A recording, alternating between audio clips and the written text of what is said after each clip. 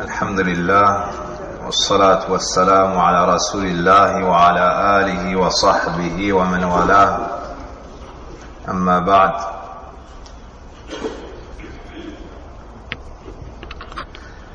انتهينا في الجمعة الماضية بحمد الله تبارك وتعالى من ذكر غزوة أحد، هذه المعركة العظيمة التي استشهد فيها جمع من المسلمين وتميز فيها الصادقون حزب الله أو حزب الله من الكاذبين المنافقين،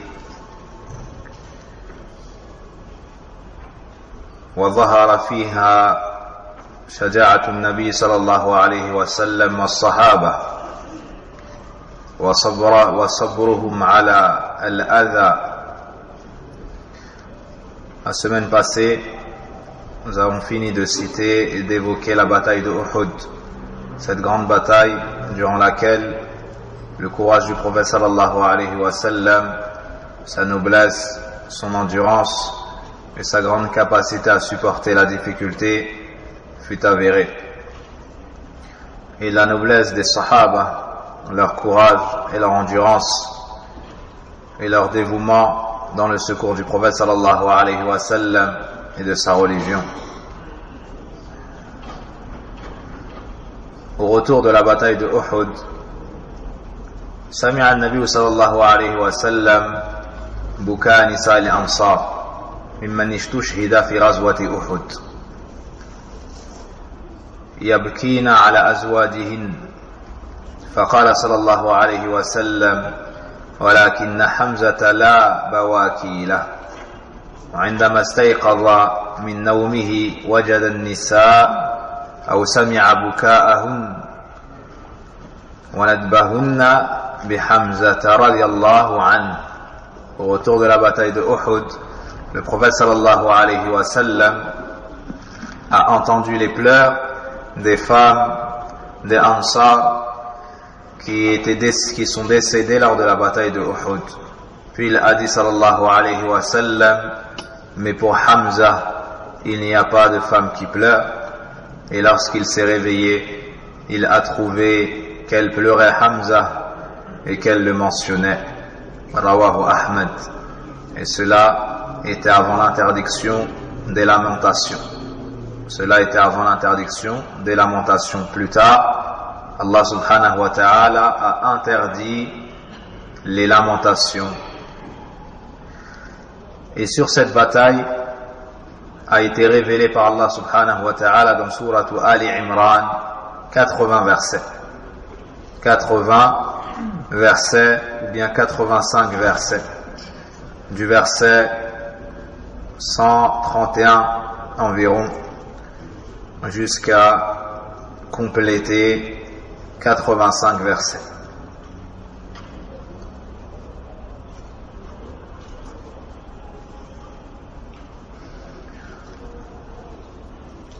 Ibn Hajar في الفتح et Ibn al-Qayyim rahimahullah ta'ala et d'autres parmi les savants ont cité de nombreuses sagesses des épreuves subies par les croyants lors de la bataille de Uhud.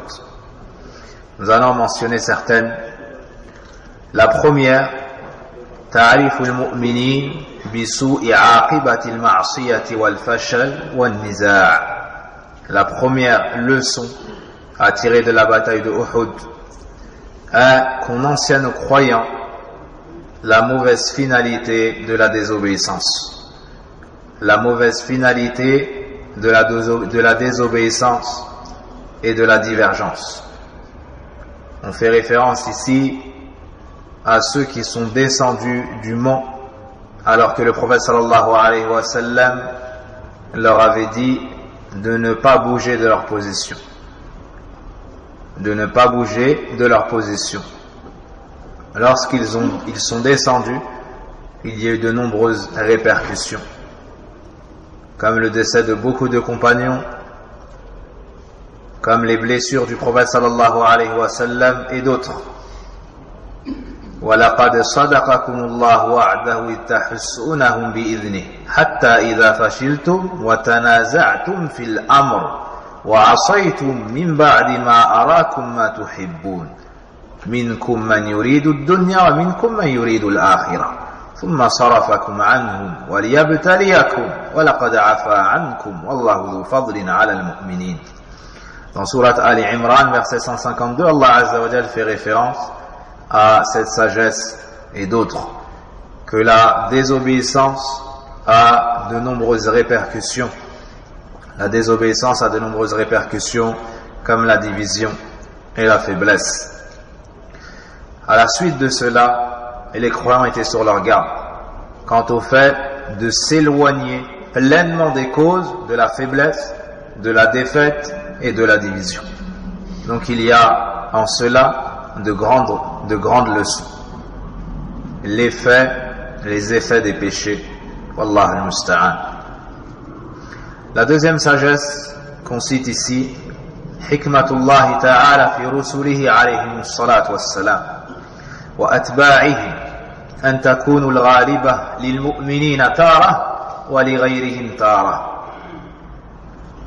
ولكن العاقبة لأهل الإيمان. La deuxième leçon qu'on tire, c'est que la sagesse d'Allah nous enseigne qu'il accorde le secours aux messagers et à leurs suiveurs par moment, et par moment il laisse le dessus à leurs adversaires. Mais la fin est toujours aux gens de la piété et du iman. Mais la fin et la finalité appartient toujours aux gens du iman et aux gens de la piété. Ils nous disent également, les ulama nous disent également, que si la victoire était toujours du côté des croyants, ce serait immiscé en leur sein des gens qui n'en font pas partie. Ils seraient venus pour la victoire et non pas pour l'iman. Serait venu pour la victoire et non pas pour l'iman, non pas pour l'adoration d'Allah et la foi. Donc ainsi il y a une distinction à travers ces épreuves, il y a une distinction entre les croyants véridiques et ceux qui viennent pour être du côté du plus fort, pour être du côté du plus fort. Et dans l'histoire de Abu Sufyan avec Héracl, lorsque Héracl lui a demandé lors de leur combat qui est-ce qui gagne, Abu Sufyan a répondu radiyallahu anhu, parfois c'est nous, parfois c'est eux, parfois c'est nous et parfois c'est eux. Héracl a répondu kadhalika ar-rusul, c'est ainsi que sont les messagers, tubtala thumma takunu lahum al-aqiba, ils sont éprouvés puis la finalité leur revient. Donc Allah Azza wa Jal éprouve les prophètes, éprouve les croyants en leur donnant tantôt la victoire et en laissant tantôt les autres prendre le dessus. Mais la finalité revient toujours aux croyants et aux messagers alayhim as-salatu was-salam. La troisième leçon, at-tamyiz bayna al-mu'minin as-sadiqin wal-munafiqin.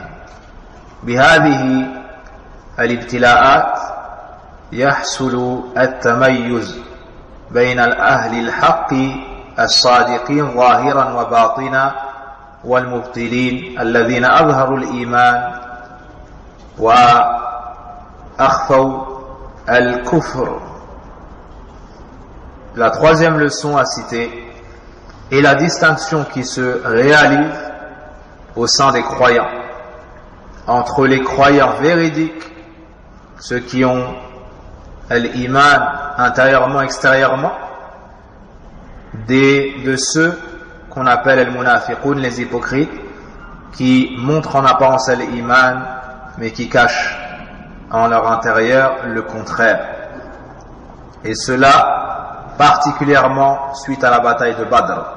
Et cela particulièrement après la bataille de Badr, lorsqu'Allah Azza wa Jalla a élevé la renommée des croyants, beaucoup de gens sont entrés en islam avec hypocrisie. Allah nous dit dans le Coran, verset 179, ما كان الله ليذر المؤمنين على ما أنتم عليه حتى يميز الخبيث من الطيب. Allah Azza wa Jal fait référence à cette sagesse, encore une fois dans Sourate Ali Imran. La quatrième sagesse, استخراج عبودية أولياء الله في السراء والضراء. Allah subhanahu wa ta'ala aime voir de son serviteur la servitude et les adorations dans tout état et dans toute situation. Et à travers ces épreuves, Allah Azza wa Jal fait sortir chez les croyants ces adorations, que ce soit dans la facilité ou que ce soit dans la difficulté. Ainsi, le croyant montre que c'est réellement un serviteur d'Allah qui lui est soumis. Dans la facilité, les choses qu'il aime, et dans la difficulté, et les choses qui lui sont difficiles. Celui qui se montre endurant et soumet à Allah dans les choses qu'il aime et dans les choses qui lui sont difficiles, voici le réel serviteur d'Allah Azza wa Jalla. هذا هو عبيده حقا. Quant à celui qui fait ce qu'Allah lui ordonne dans les choses qui lui plaisent seulement, celui-ci fait partie de ceux qui adorent Allah Azza wa Jalla ala harf. Comme Allah Azza wa Jalla est décrit dans le Coran, ceux qui adorent Allah Tabaraka wa Ta'ala que dans une partie de sa religion. Que dans une partie de la religion. Mais lorsqu'ils sont éprouvés, ils délaissent. Ils délaissent. La cinquième leçon, هيأ الله لعباده المؤمنين منازل في دار كرامته لم تبلغها أعمالهم منها البلاء والأعمال الصالحة. Allah Tabaraka wa Ta'ala, la cinquième leçon, Allah Tabaraka wa Ta'ala a préparé pour ses serviteurs croyants des hauts degrés et une élévation dans son paradis. Mais leurs simples actions ne leur permettent pas d'y accéder. Allah Tabaraka wa Ta'ala a préparé pour les croyants d'énormes récompenses et des hauts degrés au paradis. Et leurs simples actions ne leur permettent pas d'atteindre ces hauts degrés. Alors Allah Tabaraka wa Ta'ala met sur leur chemin des causes qui vont leur permettre d'être élevés en degrés. Parmi ces causes, les épreuves. Parmi ces causes, les épreuves. Tout comme il y a parmi ces causes, les actions pieuses. Les actions pieuses. Et il nous est cité dans le hadith, إذا حب الله قوما ابتلاهم فمن رضي فله الرضا ومن سخط فعليه السخط. Lorsqu'Allah aime des gens, il les éprouve. Celui qui se montre endurant, ou bien celui qui agrée, recevra l'agrément. Et celui qui se révolte recevra la colère. La sixième leçon, إن النفوس تكتسب من العافية الدائمة والنصر والغنى طغيانا وركونا إلى الدنيا. Lorsque l'âme de la personne est habituée au bien, à la tranquillité continuelle, au secours, à la richesse, ça la pousse à transgresser. Lorsque l'âme, on lui donne tout ce qu'elle souhaite, la bonne santé, la tranquillité, et que c'est continuel, ça la pousse à la transgression. Et à pencher que vers la dunya. Et à pencher que vers ce bas monde. وَذَلِكَ مَرَضٌ. Et ça, c'est une maladie. C'est une maladie du cœur. Ceci est une maladie. يَعُوقُهَا عن جدها في سيرها إلى الله. C'est un handicap, ou bien ça handicape cette personne dans son acheminement vers Allah. Ça handicape cette personne dans ses efforts et son acheminement vers Allah et l'au-delà. Donc d'être toujours dans le bien, c'est un mal pour l'âme, parce qu'elle s'attache à la dunya et ça l'handicape dans son chemin vers Allah. فإذا أراد الله بها الرحمة والكرامة قيض لها من الابتلاء ما فيه دواء وشفاء. Puis il nous dit que lorsqu'Allah Azza wa Jal veut alors pour ce serviteur-là la miséricorde et la noblesse, il va lui mettre sur son chemin des épreuves. Avec celle-ci, il y aura le remède à sa maladie. Il y aura le remède à sa maladie. Septièmement, bilibtila tamhisun wa takfirun lidhunub. Avec les épreuves, il y a une purification. Il y a une expiation pour les péchés. Comme dans le verset 141 de la même sourate. Huitièmement, إن الأنبياء إذا أصيبوا ببعض العوارض الدنيوية من الجراحات والآلام والأسقام تعظيما ويتأسى بهم أتباعهم في الصبر على المكاره والعافية والعاقبة للمتقين. Les prophètes, lorsqu'ils sont touchés par certaines épreuves dans ce bas monde, que ce soit leurs blessures, leurs douleurs, leurs maladies, c'est pour les élever. C'est pour les élever davantage. Quant à la sagesse pour les autres, c'est que ceux qui viendront après eux les prendront comme exemple dans leur endurance devant les choses difficiles, et ils verront que la bonne finalité, la bonne fin appartient aux gens pieux. Donc toutes ces épreuves que subissent les prophètes, c'est pour qu'on ait des exemples. C'est pour que nous ayons des exemples lors de la difficulté et de l'épreuve en eux. Neuvièmement, shaja'atu nabi sallallahu alayhi wa sallam.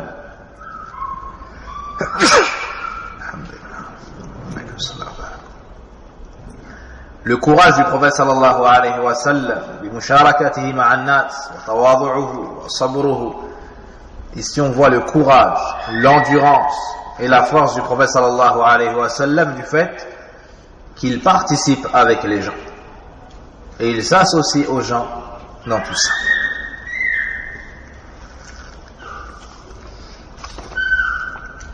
Voici certaines sagesses citées par les gens de science de Ghazwatu Uhud.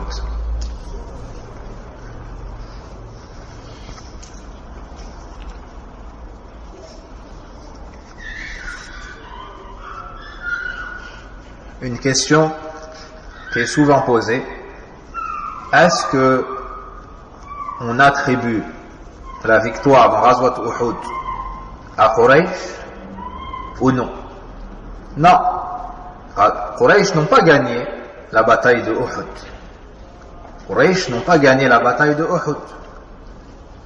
Et pour preuve, l'habitude de celui qui remportait la bataille était de rester sur le lieu du combat, le champ de bataille, quelques jours. Comme l'a fait le prophète sallallahu alayhi wa sallam à la bataille de Badr, par exemple. Mais eux sont entrés immédiatement.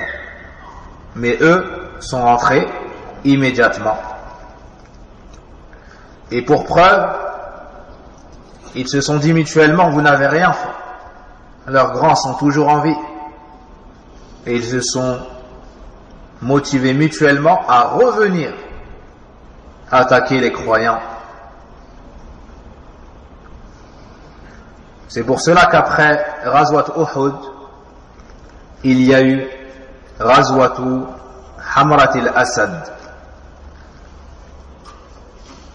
Donc après la bataille de Uhud, comme la continuité de la bataille de Uhud, il y a eu Ghazwatu Hamra al-Asad.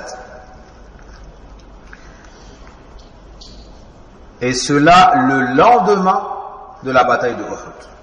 Quel jour était la bataille de Uhud? Yom al-Sabt.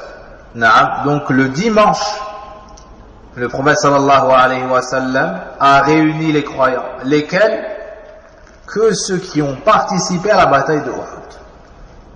Il a réuni les croyants, mais que ceux qui ont participé à la bataille de Uhud. Sauf un seul homme. Il a permis à une seule personne de venir avec eux, malgré qu'il n'ait pas participé à la bataille de Uhud. Qui est-il? Qui est cet homme? Naam. Comment? Qui est cet homme?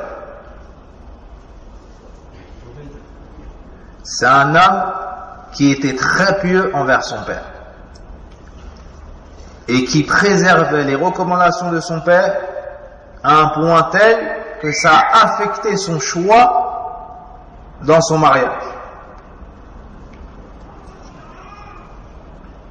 Non. Là.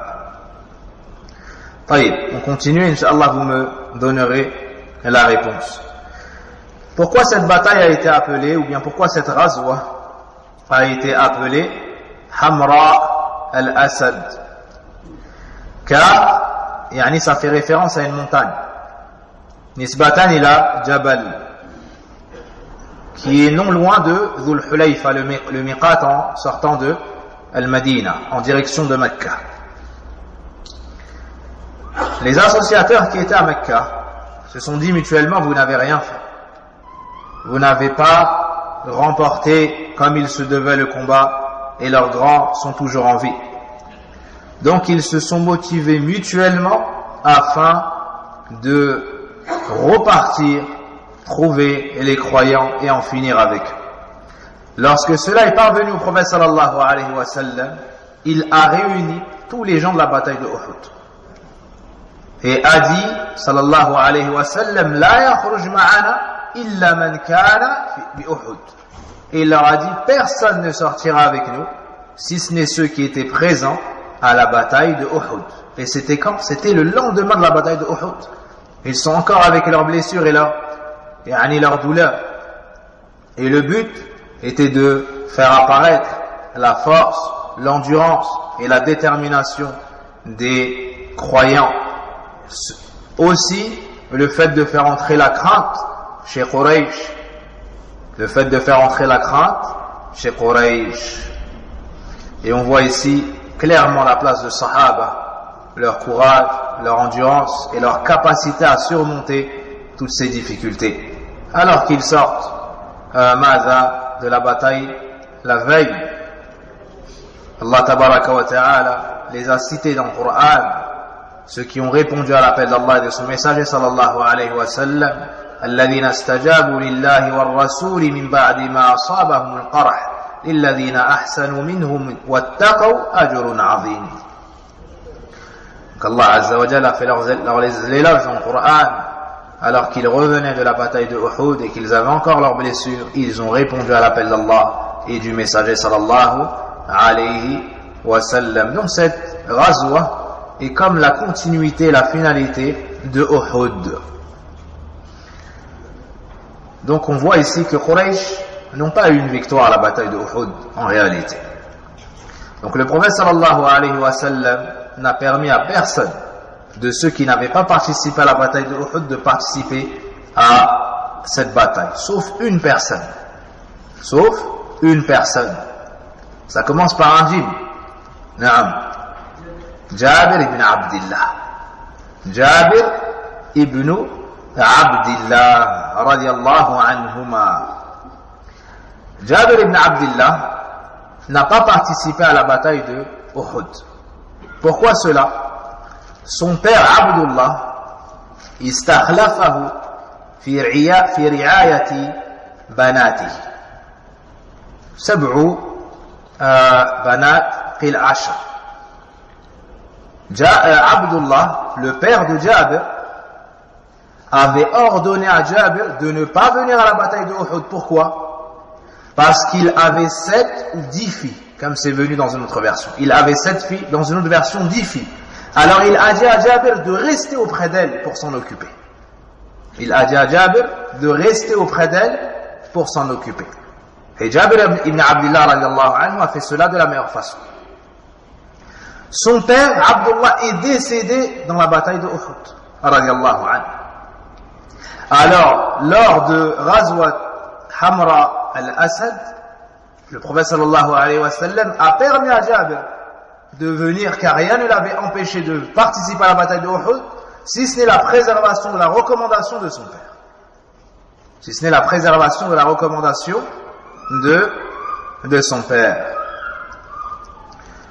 On sort un peu du sujet pour montrer à quel point Jabir ibn Abdullah radiallahu anhu a préservé cette recommandation.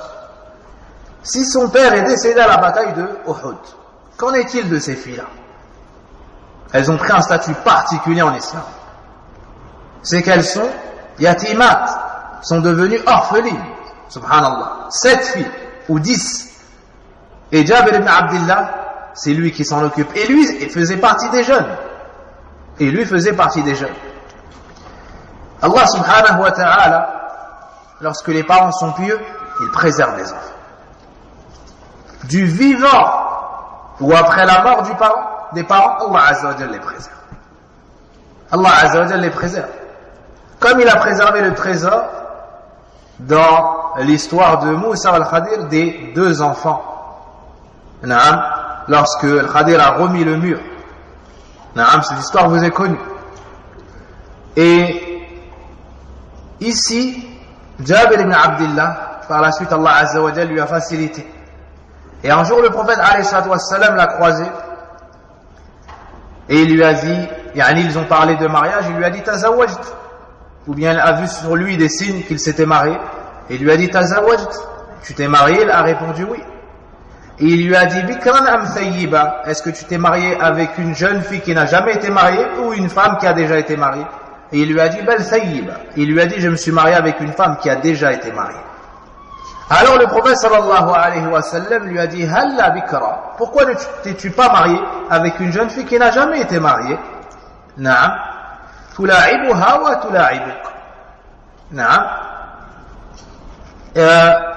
ainsi tu plaisanteras avec elle, elle plaisantera avec toi, comme c'est venu tudahikuha wa hiya tudahikuk. Alors Jabir ibn Abdullah a cité la cause. Pourquoi est-ce qu'il s'est marié avec une femme plus âgée, une femme divorcée, une femme qui a déjà été sous la responsabilité d'un homme, alors qu'il lui était facile de se marier avec une jeune fille? Jabir ibn Abdullah radiallahu anhu, ce grand homme, a répondu Inna li akhawat. Il a répondu au prophète sallallahu alayhi wa sallam, j'ai plusieurs sœurs. C'était des petites. C'était des petites et des orphelines. Donc il a dit ماذا فأحببت أن أتزوج امرأة تجمعهن. Alors j'ai voulu épouser une femme qui allait les tenir, qui allait les réunir, qui allait les peigner, qui allait s'occuper d'elle.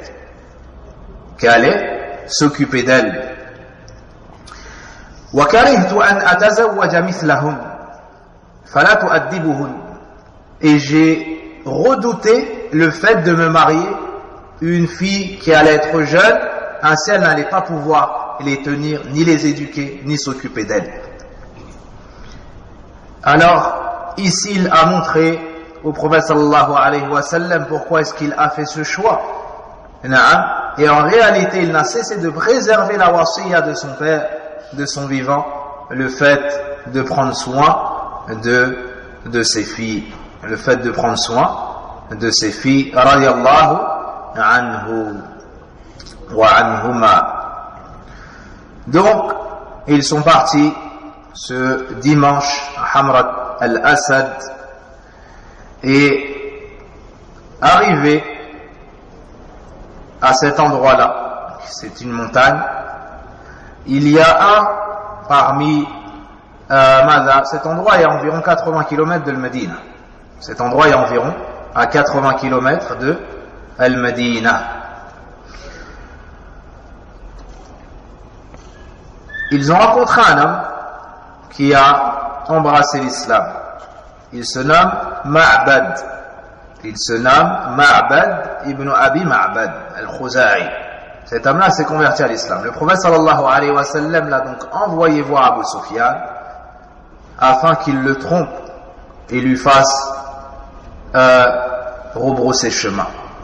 Il n'avait pas eu encore connaissance de son islam, alors il est revenu les voir et il a fait entrer la peur dans leur cœur en leur disant que les croyants ont levé telle armée et qu'il va se passer telle et telle chose, jusqu'à ce que Abu Sufyan rebroussa chemin alors qu'il avait atteint Bi'ru Rawha. Naam. Donc ce sont les assiateurs qui étaient à 80 km environ. Quant aux croyants, ils étaient après le miqat de Dhul Hulayfa, une certaine distance. Abu Sufyan à Mecca a rencontré un homme qui se dirigeait vers le Médina. Il a rencontré un homme qui se dirigeait vers le Médina. Et il lui a dit: est-ce que tu acceptes de remettre une lettre ou un message à Mohammed de ma part? Si tu fais cela, à ton retour, je remplirai ta monture de raisins secs et de telle richesse et de telle richesse. Alors cet homme accepta. Quel était ce message? Le message qu'il devait lui transmettre était: Al-qawmu jama'a lakum fakhshawhum. Al-qawm jama'a lakum fakhshawhum. Ils se sont réunis. Le message était de transmettre au prophète Mohammed sallallahu alayhi wa sallam que Quraysh a réuni des gens, c'est-à-dire pour vous attaquer. Ayez donc peur d'eux. Ayez donc peur d'eux. Si ce n'est qu'à la transmission de ce message, c'est l'effet inverse qui s'est produit. C'est l'effet inverse qui s'est produit, comme Allah subhanahu wa ta'ala l'a décrit dans le Coran. Qu'est-ce qu'ils ont répondu? Ils ont répondu: Hasbunallah wa ni'mal wakil. Hasbunallah wa ni'mal wakil. Allah tabaraka wa ta'ala nous cite cela dans surat Ali Imran, après le verset 172. Alladhina qala lahumun nasu inna an-nasa qad jama'u lakum fakhshawhum fazadahum imanan wa qalu hasbunallah wa ni'mal wakil. Ceux à qui il fut dit: les gens se sont réunis contre vous, ayez donc peur d'eux. Cela n'a fait qu'augmenter leur foi. Cela n'a fait qu'augmenter leur iman. Et ils ont dit: Allah nous suffit, et quel bon garant. Cette parole, c'est une parole de tawakkul. Cette parole, c'est une parole qu'on prononce lorsqu'on redoute un mal, mais elle peut également être prononcée, comme a dit Cheikh Abd al-Razzaq, hafidhahullah ta'ala, lorsque tu convoites un bien. Donc c'est une parole que tu prononces lorsque tu crains un mal, ou tu veux te prémunir d'un mal, mais également lorsque tu recherches un bien. Et en chemin, ils ont rencontré certains qui n'avaient pas participé à la bataille de Uhud, comme Muawiyah ibn al-Mughira. Muawiyah ibn al-Mughira, qui se reposait non loin de la place de Uhud. Ils ont donc été faits prisonniers. Quelle est la particularité de cet homme qui a été fait prisonnier? C'est qu'on trouve qu'il a mutilé Hamza radiallahu anhu. Certains mutilaient ceux qui décédaient sur le champ de bataille. Et parmi eux, cet homme qui se nomme Muawiyah ibn al-Mughira. Il fut dit qu'il a participé à cette action très grave, wal-'iyadhu billah, wa inna lillahi wa inna ilayhi raji'un. Par la suite, ils sont revenus sans avoir à combattre, car Quraysh avait rebroussé chemin. Plus tard, il y a eu la sariya de Abu Salama. Il y a eu la sariya de Abu Salama.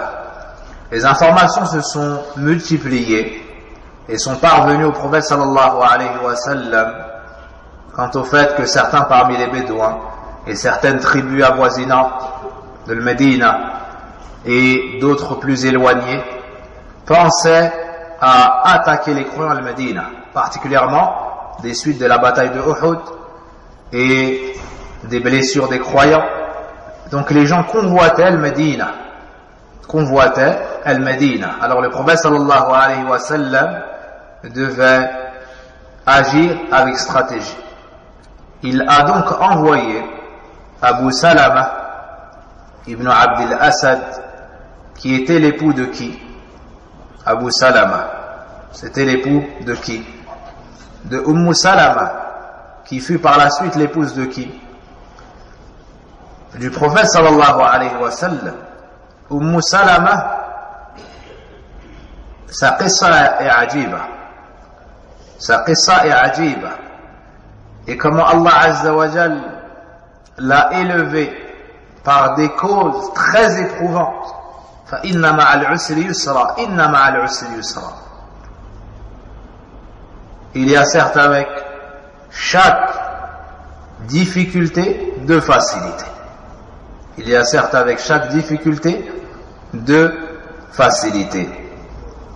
On a déjà raconté l'histoire de la hijra de Abu Salama. Lorsque les gens de la famille de son épouse ont retenu Salama avec son enfant Salama. Alors Abu Salama a quand même fait l'hijra. Salama est restée retenue dans sa famille. Alors les hommes de la famille de Abu Salama sont venus arracher Salama aux gens de la famille de Salama. Alors son époux Al-Madina, elle chez sa famille, et son fils dans la famille de son époux. Elle a grandement été éprouvée jusqu'à ce qu'Allah Azza wa Jalla lui ait facilité. Elle a pu rejoindre par la suite son époux avec son enfant. Mais bien plus tard, elle a été éprouvée dans son époux. Son époux avait été blessé, Abu Salama radiallahu anhu avait été blessé à la bataille de Uhud. Plus tard, le prophète sallallahu alayhi wa sallam, suite à la rébellion de certains parmi les Bédouins et d'autres parmi les tribus avoisinantes Al-Médina et quelques nuisances subies de leur part, il a envoyé une sariya. Il a envoyé Abu Salama radiallahu anhu et plusieurs parmi les croyants. Lorsqu'ils sont arrivés sur place, ils n'ont pas eu à combattre et ils sont rentrés avec le butin. Si ce n'est qu'Abu Salama avait une blessure qui s'est réouverte, et il y a une inflammation, et des suites de cette blessure, il est décédé. Radiallahu anhu. Salama radiallahu anha était énormément attachée à Abu Salama, son époux. Et c'était un homme, comme on l'a décrit dans les cours de Sira. Elle a dit, eux étaient étrangers à Médine à la base. Elle a juré par Allah qu'elle allait pleurer sur son époux d'une manière, l'histoire allait s'en rappeler et allait en parler. Elle va pleurer sur son époux d'une manière qui fera que l'histoire en parlera. Et que tous les gens qui viendront après elle parleront de son histoire. Puis, après sa idda, Abu Bakr, radiallahu anha, ou plutôt avant cela, le prophète sallallahu alayhi wa sallam, lui a présenté ses condoléances et il l'a invité à l'endurance. Et il lui a dit de dire Inna lillah wa inna ilayhi raji'un. C'est à Allah que nous appartenons et c'est vers lui que se fera notre retour. Ça, c'est ce qu'on appelle l'istirja'. C'est une parole qui est légiférée pour toute épreuve, pour toute chose difficile, aussi minime soit-elle. Tu dis Inna lillah wa inna ilayhi raji'un dans toute épreuve. Inna lillah, ana lillahi abd. Inna lillah, c'est Allah que nous appartenons, c'est-à-dire nous sommes des serviteurs d'Allah. Et c'est lui qui gère, et c'est lui qui décrète, et c'est lui qui décide. Et nous, serviteurs, nous devons nous soumettre et accepter son décret. Inna lillah Wa inna ilayhi raji'un, mais c'est vers lui que se fera notre retour. Alors elle a dit inna lillahi wa inna ilayhi raji'un. Puis il lui a dit, il n'y a pas une personne qui dit Allahumma ajurni fi musibati wa akhlif li khayran minha. Oh Allah, rétribue-moi dans cette épreuve et remplace-moi par meilleur. Il n'y a pas une personne qui prononce ces mots sans qu'Allah ne lui remplace par meilleur. Qu'est-ce qu'elle a dit? De par la préservation de la renommée de son époux et la grande valeur qu'il avait auprès d'elle, elle a dit wa man khayr min Abi Salam. Mais qui est meilleur que Abu Salam? Allahu Akbar. Alors que les Sahaba sont vivants, alors que le prophète sallallahu alayhi wa sallam est vivant, alors qu'Abu Bakr, Omar, Othman et beaucoup d'autres sont vivants, et tous sont meilleurs qu'Abu Salam. Mais c'est la place qu'il avait auprès d'elle. Elle a dit wa man khayr min Abi Salam. Et qui est meilleur que Abu Salam? Elle a dit alors j'ai prononcé ces mots en ayant quelque chose dans le nafs. Elle a suivi ce que le prophète alayhi wa sallam lui a commandé, tout en ayant quelque chose en son fort intérieur. Et subhanallah, celui qui abandonne son affaire à Allah tabaraka wa ta'ala reçoit une issue favorable d'où il ne s'y attendait pas. وَيَرْزُقُهُ مِنْ حَيْثُ لَا يَحْتَسِبُ. Plus tard, après sa idda, ou plus tard encore, Abu Bakr radiallahu anhu est venu demander sa main en mariage. Elle a refusé. Puis Omar ibn Khattab radiallahu anhu est venu et il l'a demandé en mariage. Elle a refusé. Puis le prophète sallallahu alayhi wa sallam l'a demandé en mariage. Elle a dit que soit bienvenu le messager d'Allah sallallahu alayhi wa sallam. Et ces trois-là sont meilleurs que Abu Salama. Ces trois-là sont meilleurs que Abu Salama. Radiallahu anhum wa sallallahu ala nabiyyina sallallahu alayhi wa sallam. Puis, elle a pris du recul. Elle a pris du recul. Et c'est comme si elle allait refuser. Omar ibn al-Khattab radiallahu anhu est parti la trouver. Il l'a blâmé. Et il l'a blâmé, il s'est mis en colère pour le prophète sallallahu alayhi wa sallam. Comment est-ce possible que le prophète alayhi wa sallam demande en mariage une femme et elle ait des doutes ou elle prenne du recul ou autre? Alors il s'est mis en colère pour le prophète sallallahu alayhi wa sallam, pas pour lui ni pour Abu Bakr. Il lui a dit comment est-ce que tu te permets de refuser le prophète sallallahu alayhi wa sallam? Et elle s'est expliquée. Elle s'est expliquée. Soit le prophète sallallahu alayhi wa sallam lui est revenu à nouveau, soit elle s'est expliquée en disant cela à Omar. Elle a dit il y a trois causes. Elle a dit il y a trois causes. Qui connaît ces trois causes? Elle a dit il y a trois causes. La première, elle a dit j'ai des enfants.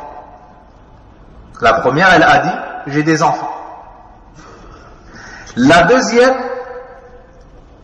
elle a dit je suis une femme jalouse, très jalouse.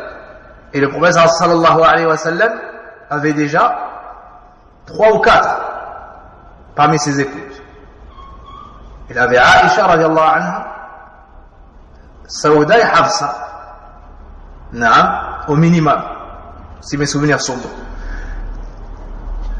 Et la troisième cause, elle a dit je suis étrangère à Al-Madina, je n'ai pas de wali sur place. Je suis étrangère à Al-Madina, elle venait de Mecca, et je n'ai pas de wali sur place. Elle n'a pas de wali pour faire l'aqd. Le prophète sallallahu alayhi wa sallam lui est venu. Il a dit quant aux enfants, Allah subhanahu wa ta'ala va les préserver et leur accorder leur subsistance. Quant à ta jalousie, je demande à Allah azza wa jalla de la dissiper de ton cœur. Quant à ta jalousie, je demande à Allah subhanahu wa ta'ala de la dissiper de ton cœur. Et quant au fait que tu n'aies pas de wali à Al-Madina, il n'y en a pas un qui est au courant ou un qui ignore cela et qui refuserait. Puis elle accepta et le prophète sallallahu alayhi wa sallam l'épousa et elle devint umman lil mu'minin. elle est devenue une des mères des croyants. Regardez son épreuve, subhanallah. Son époux décède. Après toutes les épreuves subies à Mecca. Après Al-Hijra. Et elle finit par quoi? Du fait qu'elle a abandonné son affaire à Allah. Du fait qu'elle a été endurante. Du fait que Allah tabaraka wa ta'ala fait d'elle l'épouse du meilleur des hommes, du meilleur des messagers. Et c'est un titre qui, après le décès du prophète, ne bouge pas. Parce que on n'a pas le droit d'épouser une épouse du prophète sallallahu alayhi wa sallam après son décès, du fait que ce sont les mères des croyants et du fait qu'elles seront ses épouses fil jannah. Radiyallahu anhunna ajma'in. هذه المرأة, يعني cette femme, il convient qu'on apprenne, il nous convient à nous hommes et femmes d'apprendre sa sira et ses semblables, afin que nos filles, nos mères, nos sœurs, nos épouses aient des exemples, et des exemples de femmes pieuses, de femmes ayant un iman élevé, de femmes endurantes, de femmes dévouées à l'adoration d'Allah tabaraka wa ta'ala. Et on a de parfaits exemples chez les femmes de Sahaba, chez les épouses du prophète sallallahu alayhi wa sallam. Donc voici pour la sariya de Abi Salama. Et quant aux chaînes de transmission qui rapportent son récit, peu sont fortes et acceptables.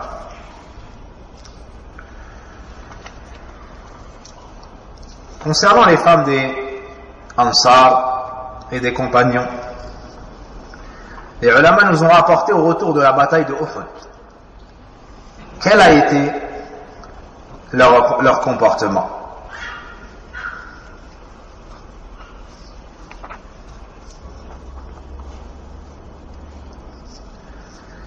On avait cité que durant la bataille de Uhud, certaines femmes parmi les Sahaba avaient accompagné le prophète sallallahu alayhi wa sallam pour donner à boire et pour soigner les malades. Comme Sulaym, comme Aïcha radiyallahu anhuma, comme Hamna bint Jahsh, comme Umara et d'autres.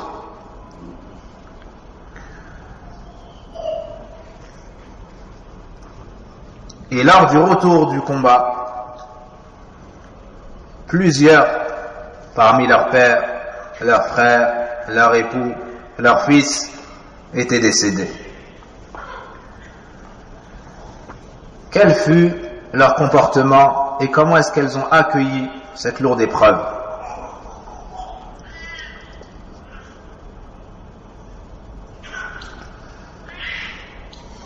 Il nous a été rapporté concernant certaines d'entre elles la réaction.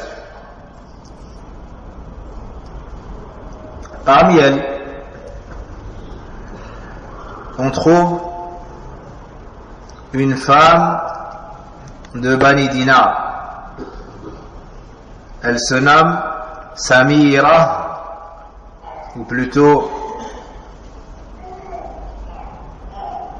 Samira bint Qais. Samira bint Qais. Cette femme-là, son époux, son frère et son père sont décédés à la bataille de Uhud. Son père, son frère et son mari sont décédés à la bataille de Uhud. Lorsqu'ils sont venus l'informer de cela, lui présenter les condoléances, sa réaction fut Ma fa'ala Rasulullah sallallahu alayhi wa sallam. On l'informe du décès de son père, son frère et son époux. Qu'est-ce qu'elle répond? Qu'en est-il du messager d'Allah? Qu'en est-il du messager d'Allah? On a cité dans la bataille de Uhud comment est-ce qu'ils ont aimé le messager, comment ils l'ont défendu, comment ils l'ont préservé, comment ils se sont sacrifiés. Mais là, une femme à qui on vient d'annoncer le décès de 3 personnes les plus proches, surtout son époux, qu'est-ce qu'elle répond? Ma fa'ala Rasulullah sallallahu alayhi wa sallam. Qalu khayran ya umma fulan. Ils lui ont dit, il va bien. Oh, une telle. Huwa bihamdillah kama tuhibbin. Ils lui ont dit, par la grâce d'Allah, il va bien comme t'aimerais le savoir. Qalat aruni hatta anzura ilay. Elle a dit non, je veux le voir, yani pour me tranquilliser, pour être sûr de cela. Fa'ushira ilay hatta idha ra'at. Ils lui ont montré. Et elle s'est tranquillisée qu'après l'avoir vu. Puis elle a dit, radiyallahu anha, kullu musibatin ba'daka jalal. Saghira. Puis elle a dit, toute épreuve après toi est supportable ou bien petite. Il dit, toute épreuve après toi, si toi tu as envie, sallallahu alayhi wa sallam, alors je peux tout supporter. Alors je peux tout supporter. Et on trouve dans un hadith que le prophète sallallahu alayhi wa sallam nous dit, celui qui a un malheur ou une épreuve, qu'il dissipe son chagrin en pensant à l'épreuve de mon décès. Et la plus grande épreuve qui a touché la communauté, c'est le décès du prophète sallallahu alayhi wa sallam. Il n'y a pas une chose plus triste, plus chagrinante que cette épreuve. Donc toute épreuve qui te touche, tu peux te consoler en pensant à cette épreuve-là. Ainsi la tienne, tu la verras, ni plus petite, même si tu penses qu'il n'y a pas une personne plus éprouvée que toi au monde, comme c'est le cas lorsqu'on est éprouvé de par notre faiblesse. Parmi ces femmes-là, il y a Safiya bintu Abd al-Muttalib, la tante du prophète sallallahu alayhi wa sallam, qui est la sœur de qui? C'est la sœur de qui, Safiya? C'est la sœur de Hamza ibn Abd al-Muttalib radiyallahu anhu. Lorsqu'elle s'est avancée avec des vêtements pour donner le kafan à Hamza radiyallahu anhu, le prophète sallallahu alayhi wa sallam, du fait qu'il a su que Hamza avait été mutilé par rahma envers elle, il a dit à son fils de ne pas le laisser voir Hamza. Il a dit à son fils de ne pas le laisser voir Hamza, qui était le fils de Safiya. Az-Zubayr. Az-Zubayr radiyallahu anhu. Et c'était une femme très forte, très forte. C'était une femme très forte. Alors son fils n'a pas réussi à l'empêcher d'avancer. Puis elle a dit, que se passe-t-il? Tout cela est pour Allah. Elle s'est montrée très endurante et a invoqué Allah subhanahu wa ta'ala en sa faveur. Parmi ces femmes, Hamna bintu Jahsh. Hamna bintu Jahsh.